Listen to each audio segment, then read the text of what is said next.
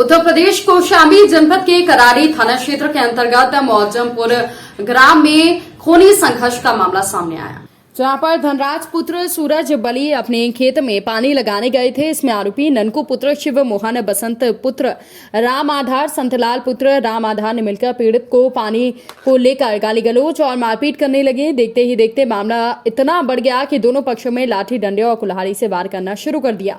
इसके चलते दो लोग बुरी तरह घायल हो गए। इसका इलाज जिला हॉस्पिटल मंझनपुर में किया जा रहा है। वहीं पानी लगाने को लेकर बीती रात लगभग 9 बजे दो पक्षों में मारपीट हुई थी और हालांकि करारी थाना में पुलिस ने प्राथमिकी दर्ज कर ली है, लेकिन अभी तक मेडिकल जांच नहीं कराया गया है। आइए देखते हैं क्या है पूरा मामला। जीबीएन 24 से धर्मेंद्र दिवाकर, ब्यूरो की ये खास रिपोर्ट। लड़ाई झगड़ा आपके साथ कैसे हुआ है? एक्चुअली सर बात ये हुई है कि हम अपने खेत में पानी लगाए थे। मेरा नाम धनराज है, मेरे पिता का नाम सूरज बली है। पानी लगाए थे और जबरन आके ननकू सनाब शिव मोहन और संता सनाब आधारे ये आए और जबरन हमारे खेत से पानी अपनी तरफ फेर लिए और उसके बाद हम मना किए तो हमें गाली गलौज करने लगे। उसके बाद हम चुपचाप अपने घर चले गए। उसके बाद जाने के बाद हम बोले कि अब ट्यूबवेल बंद कर देते हैं, लड़ाई ख़त्म हो जाएगी। जिसको लगाना है अपना दिन में लगाएगा। तो हम जैसे ट्यूबवेल बंद करने के गए, वहाँ पे ये लोग कुल्हाड़ी और बांका और लाठी लेके हमारे ऊपर वार करने लगे और मतलब कि अपने हिसाब से हम लोगों को जिंदा नहीं छोड़े हैं अपने, वो हम जान बचा के वहाँ से भाग निकले। किन किन को मारे हैं?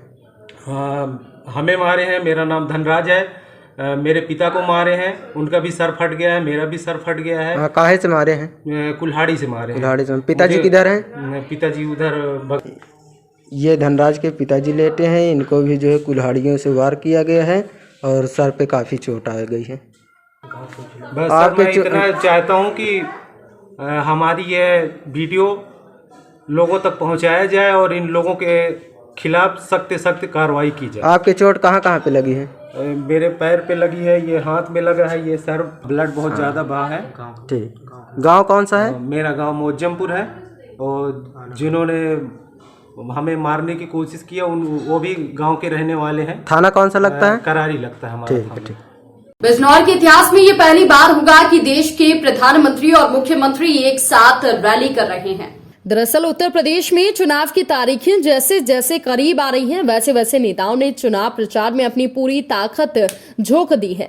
इसी कड़ी में आज देश के प्रधानमंत्री नरेंद्र मोदी सुबह 11:20 पर बिजनौर के वर्धमान कॉलेज के मैदान में एक जनसभा को संबोधित करेंगे। उनके साथ उत्तर प्रदेश के मुख्यमंत्री योगी आदित्यनाथ भी जनता को संबोधित करेंगे। इससे पहले 2017 में इसी मंच से जब प्रधानमंत्री नरेंद्र मोदी ने जनता को संबोधित किया था तो उस चुनाव में जिले की 8 सीटों में से 6 पर भाजपा ने कब्जा जमाया था। उत्तर प्रदेश में 325 से ज्यादा सीटों को लेकर सरकार बनाई थी। अब देखना होगा कि 2022 के दौरे में नरेंद्र मोदी का जादू कितना चलता है और जिले की कितनी सीटों पर भाजपा जीत दर्ज करती है। बिजनौर जिले की सभी 8 सीटों पर 14 फरवरी को दूसरे चरण में वोट डाले जाएंगे। जैसे ही विधानसभा चुनाव की नामांकन प्रक्रिया की तारीख घोषित हुई, वैसे ही सभी प्रत्याशियों ने अपने अपने दलों से आकर नामांकन करना शुरू कर दिया है। वहीं पर चायल विधानसभा से आए बसपा प्रत्याशी अतुल द्विवेदी ने मजबूत दावेदारी ठोकते हुए चायल विधानसभा से नामांकन पत्र भरा। उनका कहना है कि वर्तमान सरकार में युवाओं को रोजगारहीन होना पड़ा, मजदूर किसानों को अपना अनाज का सही मूल्य नहीं मिल पा रहा है। इन सभी मुद्दों को देखते हुए जनता मुझे वोट करेगी और मैं 253 विधानसभा से प्रत्याशी नहीं बेटा बनकर काम करूंगा। आइए देखते हैं क्या है पूरा मामला। जीबीएन 24 से धर्मेंद्र दिवाकर की इस खास रिपोर्ट में।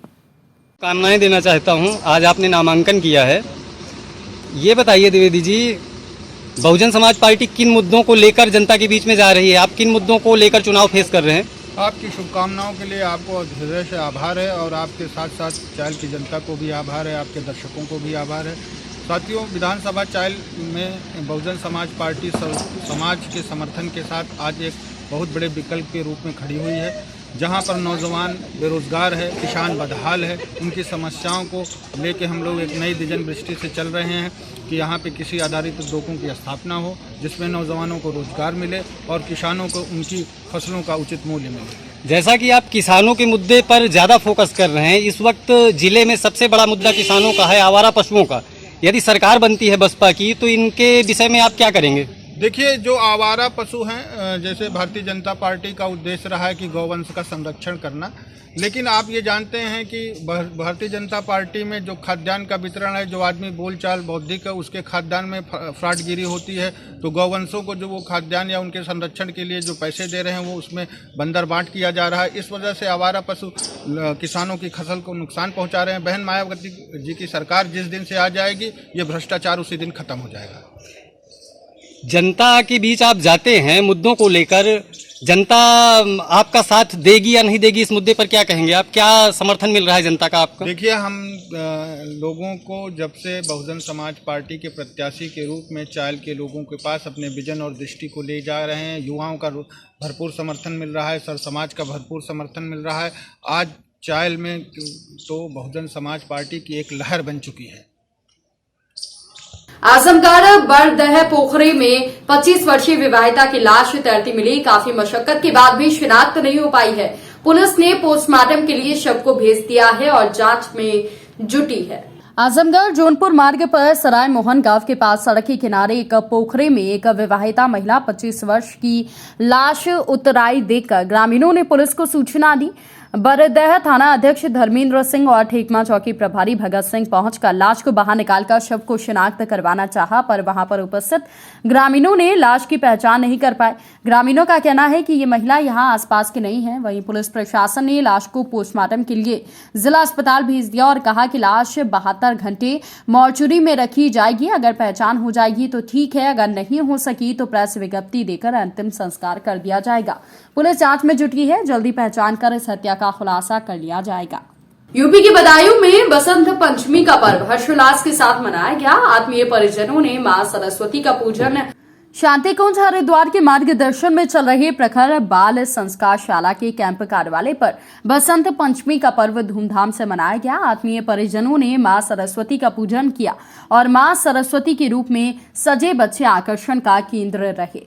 वरिष्ठ गायत्री परिजन सुखपाल शर्मा ने कहा कि बसंत पंचमी शिक्षा, साक्षरता, विद्या, विनय का पर्व है और गायत्री परिवार के संजीव कुमार शर्मा ने कहा कि योग्य संपदा धन नहीं ज्ञान है। ज्ञान के दिव्य प्रकाश जीवित प्रकाशित होता है, आचरण भावनाएं पवित्र होती हैं। बालिका धाम भूमि शर्मा को विशेष सम्मान से नवाजा गया। इस मौके पर मृत्युंजय शर्मा, हेमंत शर्मा, सौम्या शर्मा, दीप्ति, आरती, रीना आदि मौजूद थी। उधर अब्दुल्लागंज के श्री ओम प्रकाश शर्मा इंटर कॉलेज में बसंत पंचमी की धूम रही। शिक्षक शिक्षिकाओं और बच्चों ने मां सरस्वती का पूजन किया।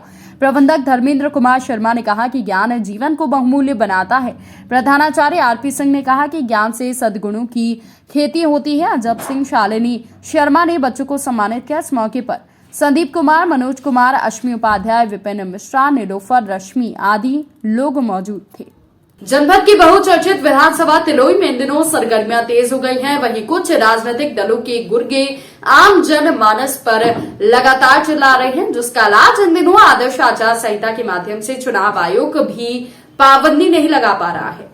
बता दें कि जैस कोतवाली अंतर्गत ग्राम खरोली के निवासी पत्रकार मनीष सिंह ने बताया कि मैं पूर्व में मौजूदा विधायक के खिलाफ खबर प्रकाशित किया था, जिसमें उन्होंने आदर्श आचार संहिता और कोरोना गाइडलाइंस का पालन नहीं किया था। इसको लेकर खबर प्रकाशित होने के साथ ही विधायक के साथ उनके गुर्गे पत्रकार के ऊपर जानलेवा हमला करने के लिए आक्रोशित हो गए, जिसको लेकर पीड़ित पत्रकार ने थाना जायस में तहरीर देते हुए शिकायत की, लेकिन थाना जायस प्रभारी उमेश मिश्रा मामले को गंभीरता से न लेते हुए पीड़ित को कहीं आने जाने की सलाह दे डाली, जिस पर पीड़ित पत्रकार मनीष सिंह ने एसपी अमेठी से न्याय की गुहार लगाई है और दबंग विधायक मयंकेश्वर शरण सिंह और उनके गुर्गे रमेश कुमार सिंह के ऊपर आरोप लगाते हुए भविष्य में खुद की हत्या हो जाने की बात कही है। क्या नाम भैया आपका? जी, मेरा नाम मनीष सिंह है। मैं पत्रकार खरी कसौटी जनपद अमेठी के कोतवाली जैस में रिपोर्टिंग करता हूँ। क्या हुआ आज? मेरे साथ ये हुआ कि पूर्व में मैंने एक खबर प्रकाशित की थी माननीय विधायक जो मौजूदा हैं मयंकेश्वर शरण सिंह 178 तिलोई विधानसभा के खिलाफ। उसमें उन्होंने किया क्या था कि उन्होंने कोरोना गाइडलाइंस का पालन न करते हुए, आचार संहिता को उल्लंघन करते हुए उन्होंने गमछा वितरण का कार्यक्रम किया था और जन रैली को, जन समूह को जो सरकार का नियम है उसके प्रति उन्होंने उसका उल्लंघन किया। उसके खिलाफ मैंने एक खबर जो प्रकाशित की थी, उसका मैंने एक ट्विटर पे भी डाला और सब जगह मैंने जो है प्रकाशित किया। अच्छा, उस पर जो है उन्होंने अपने गुर्गों से, तमाम तरीके से, कई लोगों से मुझे ये कहलवाया कि तुमको जान से मरवा दूंगा, ये है वो है, व्यक्तिगत रूप से किसी दूसरे से। अच्छा, मेरे पास भी फ़ोन आया तो उस समय मेरे पास रिकॉर्डिंग नहीं थी, मैं नहीं तो मैं आपको सुनवाता। अच्छा, उसके बाद हुआ क्या कि कल मैं एक बारात में गया था, तो बारात में जाने के बाद उनके जो यहाँ पे पूर्व ब्लॉक प्रमुख हैं, उनके एक हिसाब से कह दिया जाए उनका एक